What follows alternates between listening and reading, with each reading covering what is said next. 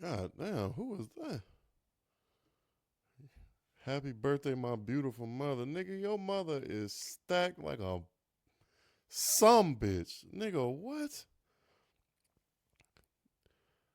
He must have paid for her a boob job because them motherfuckers is. Whew. All right. Anyway, uh, yeah. What's up, Guap Dad? I like Guap Dad, but your mama is stacked, boy. Anyway, I wanted to pull up this post that my dog sent me. Or did he send it or he posted it or what? Where is his name at? Where you at, Rick? What the? Oh, there you go. I'm blind as hell. All right, so he sent me this post here. Let me make sure that it lines up correctly. All right, so Rick sent me this post. My man's Rick, one of my artists I've been knowing for 16 years at this point. He said I don't know why he sent me this post. Sometimes he just sends shit just because it's fire or whatever. But it says hater motivated inspiration or prove them wrong energy seems powerful on the surface, but it's still rooted in people pleasing. I need some water. It's a subtle trap dressed as empowerment. It sounds like fuel. Prove them wrong, make them regret ever doubting you, but at its core, it's still a performance for others. It is validation dressed in vengeance. If you're driven by the people who overlooked you, you're still letting them shape your path and life. You're still measuring your worth by someone else's reaction. Real fulfillment doesn't come from being seen, it comes from seeing yourself, from moving because you believe in what you're building, not because you're waiting for people to change their minds. There's nothing wrong with turning pain into power, but let it be your own. The most dangerous form of people pleasing is the kind we call motivation. Let the motivation and fuel be purpose and calling. Let it be what God has for you, not what man blocked you from. Because fulfillment only grows from seeds planted in soil of truth, not spite. Wait, maybe some of us don't know how to get out of being driven by that type of motivation. And I understand that because I too have dealt with that. I've realized anytime I'm dealing with that, 99% of the time, it is because I am living in unforgiveness. Maybe the reason we're so driven by them is because we haven't let them go. And by let them go, I mean let them be free from what they may owe us. Forgiveness, by what Jesus teaches, is choosing to release someone from the debt of what they did to you. Forgiveness doesn't mean what they did was okay, it means you're choosing not to carry it anymore. It's not about forgetting, it's about freeing yourself from the weight of resentment.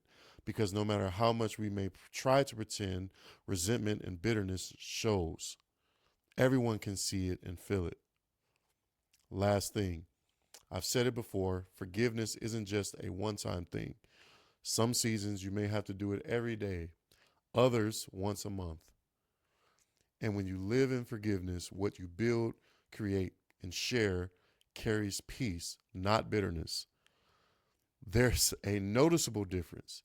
Bitterness might still produce results, but forgiveness produces fruit that's actually sweet to taste for you and everyone around you. My God, that is unbelievably worded. I don't know if I could word that any better myself. Uh, this is something that I personally went through many times. You know, whether it's a bad breakup and you want to get into a better relationship to prove the last bitch wrong that ever left you, and you want to prove to her the value that you can give to another woman. You want to leave the job that you hated and find a better job, and you hope that all the old coworkers find out just how much better it is at this new gig and how much better you're doing. Um, in terms of music, you want to make it and get on and get a budget and be seen and be famous and rich so that you can prove all the people that doubted your music and didn't like your music wrong. and the list can go on and on. And I've definitely been driven by those motivations before. I've been driven by those feelings before. And it's not something that I'm necessarily proud of, but I also would say that I think that that's a natural reaction to feeling the need for vengeance, the need to one up your previous whatever it is. All right. I think it's a natural thing. I think it's something that probably crosses all of our minds. Like, yeah, I'm going to find me a better bitch and I'm going to make this other bitch jealous.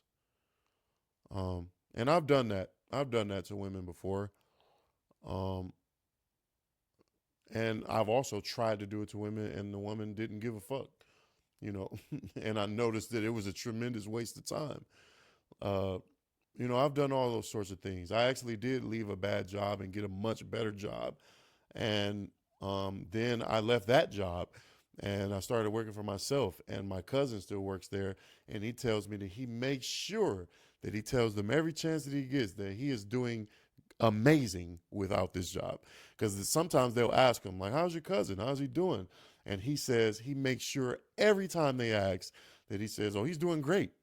So that they know that I didn't give a fuck about leaving, because what they probably hoping to hear, because it would make it easier for them to sleep at night, is that, oh, he left and he's doing horrible and he's homeless now. Because they just can't fathom, especially a company bootlicking, ass kissing type. They just can't fathom that I would leave such an amazing place, and it couldn't be possible that I could find something better, right? But I'll be the first to tell you, I didn't leave that job to make anyone jealous. I left that job because I knew that for my life, I had to let it go, and I had to sever all ties and go and do something that would be more fruitful for me and my life and my family. Um, my motivations weren't uh, rooted in bitterness, you know. But like I said, I've done that where my moves were rooted in bitterness, and what eventually happens, what inevitably happens, is that it crumbles because it is only a facade. That motivation can't last forever, especially if you're not a spiteful, hateful person, which I try not to be. I can't keep up hate for long because eventually I just don't give a fuck. So if your motivations are founded on or rooted in hatred, you only got so much time before you will lose your drive. You will lose your drive because the whole reason you were doing it in the first place was flawed. Um,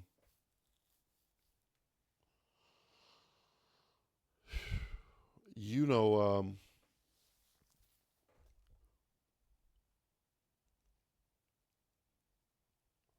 in the last video, or maybe two videos ago that I posted or whatever, um, I talked about how hatred is it could be derived from love, right? Hatred is something that it's like it's like a derivative of love, or it's like a mutation of love. It's a very intense emotion that you direct towards a person, except it's the negative. It's like love and hate. One is the positive, one is the opposite. But what I said was that true indifference is not caring at all. If you truly didn't care, if you were unbothered, and if you were truly healed of something and you moved on from something, it wouldn't bother you, and it also wouldn't drive you to do better. It wouldn't drive you to do better for the sake of rubbing it in someone's face, rather. You might go through a bad marriage and it might inspire you to do better in your next marriage. You might get a bad job and you might perform bad at a job, and it might inspire you to perform better and to do better at your next job, or to choose a better job. There's nothing wrong with that.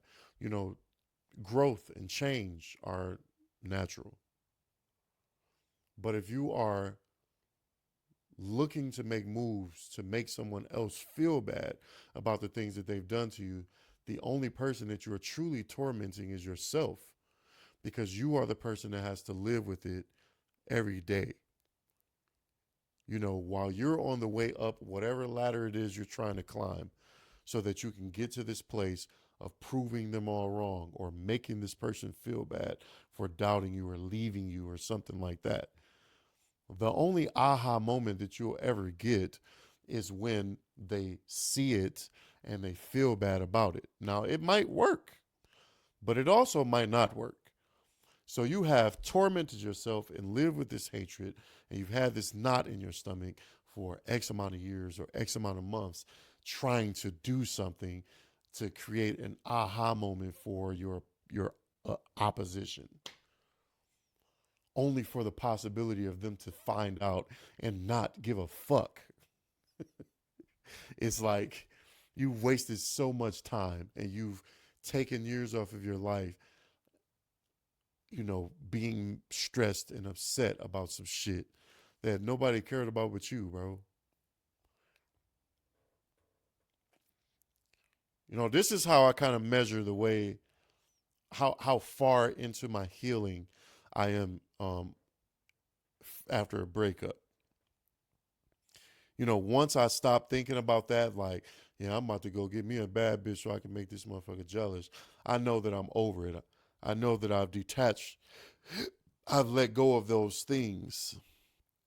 Once I'm not moving with the intention of hurting someone else's feelings. Until then, I'm still deep in my pain.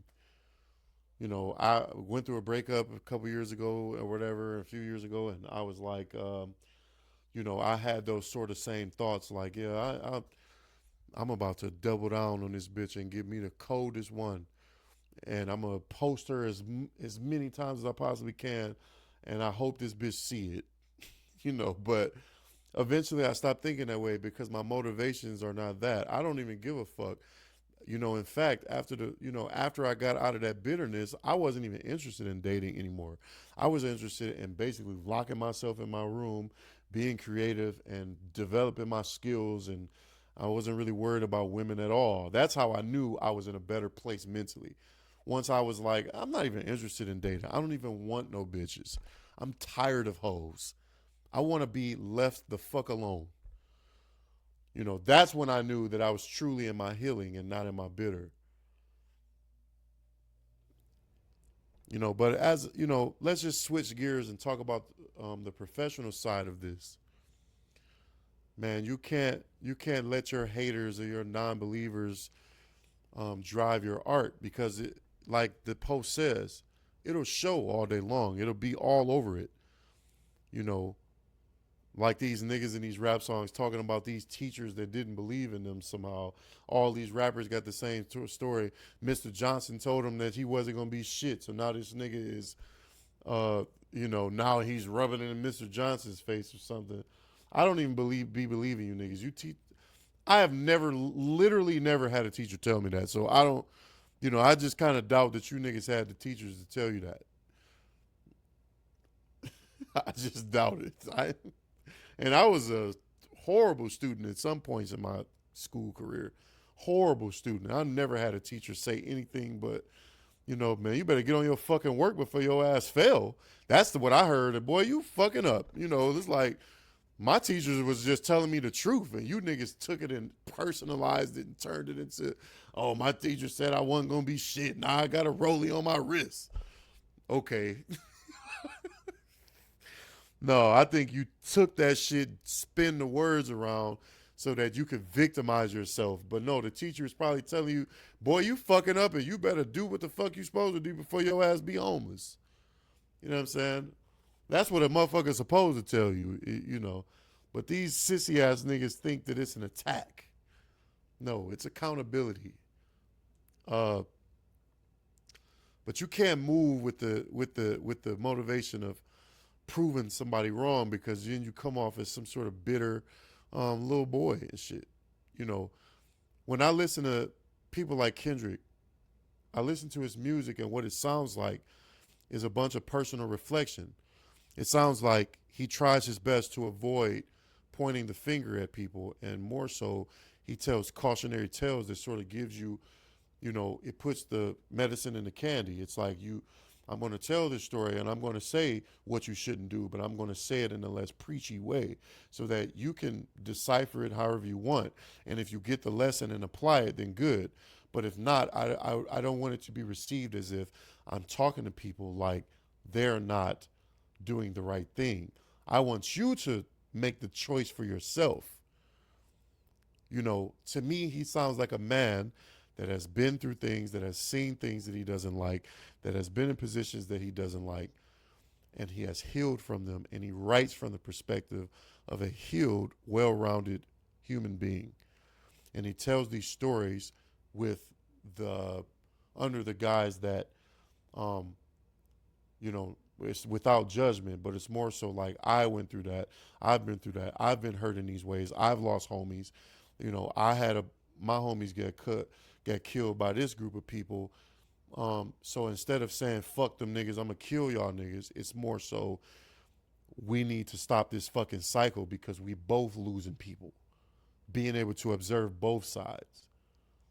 I see no difference in what we're talking about here.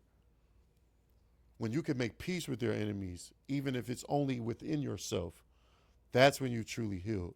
When you can talk about your enemy and you can humanize them and you can legitimize their experience from the opposite side of yours, that is true growth. That is true healing. When I talked to my homeboys about my most recent relationship, we were just talking about it the other day. It was off camera. It was right after we had finished recording this shit, I believe, recording our podcast. My cousin asked me a question and I answered it about my relationship, and that spawned a conversation. And in that conversation, what I made sure to keep saying was that I was not perfect either, and I had these shortcomings and these things that I needed to work on. So I'm not going to make it seem as if it is all her fault. I did this, that, and the other. And she did this, that, and the other. And I said, we will probably meet sometime again. And hopefully we have both grown and changed those things about ourselves so that we can then move forward and see eye to eye. That's what I said. You know, and I try to make sure to stay in a place like that because I think it is important. And I think it is the integral thing to do. I think it is the right thing to do. You have to speak from both sides of the coin. You have to tell your side of the story, but you also have to tell the side of the story that may be misrepresented or underrepresented when you're talking about your side. You have to make sure you tell the parts of when you tripped the fuck out and you was acting like a motherfucking fool and why she might have reacted that way towards you. You know, that is an important part of this. When you're talking about um, past things that you might have a little bit of bitterness about. Tell the truth, you know, because there's always three sides of a story, at least two, you know. But when it comes to this, you know, that being the driving force behind the things that you strive to accomplish, man, you're going to lose every time. You're not operating in the right place. I want to show my response when Rick sent me this post. This is what I said. I said, yes, sir. And I had to get out of this mindset. If you're trying to win to piss somebody off, your heart ain't in the right place. And, you know, that's legitimately how I feel. Your heart has to be in the right place. Because if it isn't, you're robbing yourself of the experience. Your victory should be shared with just you and the people that you won with. If you're doing it in a place of bitterness, if you're doing it for revenge, then you're sharing your victory with somebody that ain't even on your team no more. Could you imagine Stephen Curry winning the trophy at the end of the NBA season and then having his opponents come up on the podium with him and accept his MVP? And what would be the purpose of me? I'm Stephen Curry and I call LeBron up here to rub it in his face on the. Why would I share my victory with the enemy? This is my victory. You know, you have to be sure to shed yourself of these things that you carry with you in bitterness so that your wins are not splintered by them. Because then you'll be shortchanging yourself your victory lap. I don't want to make my victory lap with a bunch of people that I don't care about. I would much rather win with my friends and we be accepting our trophies and counting our money together. And if a motherfucker should so happen to see us in the process and it makes their heart break in half, that's none of my business. You know, that is not my business. That's your business. I would hope that you were healed to the point that even if we had fallen out, you would see me winning and still be happy for me. Because that's how I feel. You know, that's how I feel. When I see, it's plenty of women that I done seen, and I've been scrolling out Instagram and see they in a new relationship. I'm like, oh, she look happy. You know what I'm saying? It'd be years later, but it's like the only reason that I can be in that place to be like, oh, she look happy, that look dope, and keep scrolling is because time had passed and I was able to heal from it, and I was honest with myself about certain things that I had to be honest with myself about. I don't care about what you do because if I did, that would be me admitting that I still gave a fuck about you. Some women I do. Some women I don't ever want to see them win again, unless it's with me, bitch, because I love you still. You know, you know what I'm saying? But just anything shy of that, it's like women that I dealt with. It's like, why would I be mad? Why would I be mad? I don't care. You know what I'm saying? If anything, I see you with a new nigga. I'm praying for this nigga because I know what he got to go through. Because I already been there. I'm praying for him. Good luck, Donovan, or whatever your motherfucking name is. But that's all I wanted to say, man. I thought this was a pretty interesting post. I'm not going to drag it out too much longer. You know what I'm saying? I just wanted to present this concept to you guys. And if you're dealing with that sort of thing, you know, be honest with yourself and look inward and let that shit go, bro. You don't owe nobody nothing but yourself. If you want to win to piss somebody else off, whether it's your old homie or some bitch or your teacher or somebody, let that shit go, gang. Don't nobody care about everybody going through their own things. You know, we all going through our own problems and victories alike. People ain't got time to be worried about you, bruh. They got their own shit. You worry about you. That's your job. I'm out. Holla. Holla, holla, holla. Holla, holla, holla. Holla for $1.